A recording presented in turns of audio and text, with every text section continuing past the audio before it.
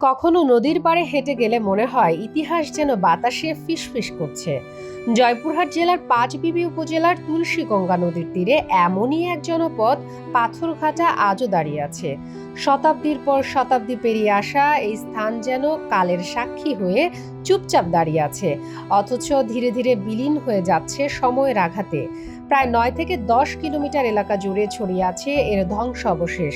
কোথাও দেখা মেলে শৈল্পিক নকশা খচিত পাথরের স্তম্ভ, আবার কোথাও মাটির নিচ থেকে উকি দেয় ভগ্ন মূর্তি ও প্রাচীন শিলালিপি। নদীর তীরে পাথরে বাঁধানো সিঁড়ি ও চারপাশের জলাশয় যেন চোখে আঁকিয়ে দেয় এক সময়কার জাঁকজমকপূর্ণ নগরীর চিত্র।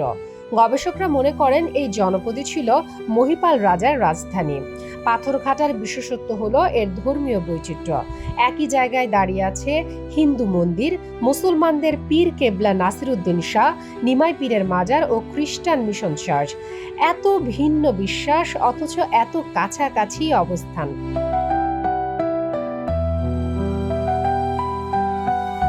স্থানীয়রা বলেন, এখানে মানত করলে পূর্ণ হয় মনোবাসনা।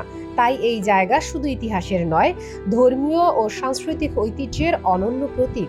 দর্শনীয় স্থানটা কিছু মানুষকে টানবে এবং এটার পিছনে একটু সরকারি নজরদারিটা প্রয়োজন আছে আমি মনে করি।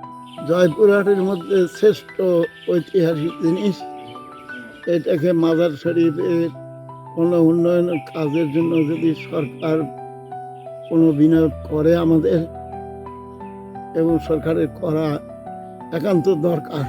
এখানে অনেক দূর দূরান্ত থেকে লোকজন আসে দেখার জন্য, এসে মনে করো বসার জায়গা নেই, কোনো ভালো ব্যবস্থা নেই, তার অনেক দুঃখ প্রকাশ করে।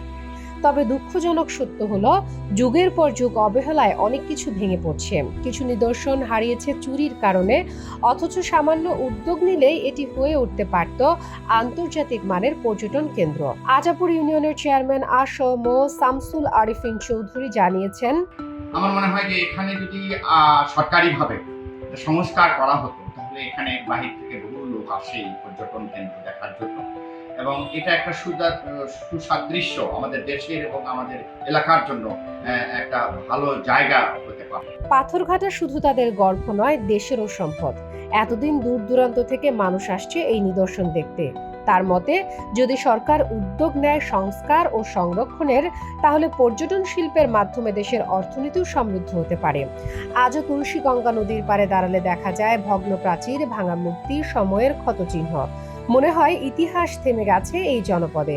গবেষক এবং ইতিহাস প্রেমীদের কাছে পাথরঘাটা এখনো বিস্ময়ের নাম। কিন্তু প্রশ্ন থেকে যায়, এই ঐতিহ্য কি নতুন জীবন পাবে, নাকি অবহেলার অন্ধকারে একদিন হারিয়ে যাবে পুরোপুরি?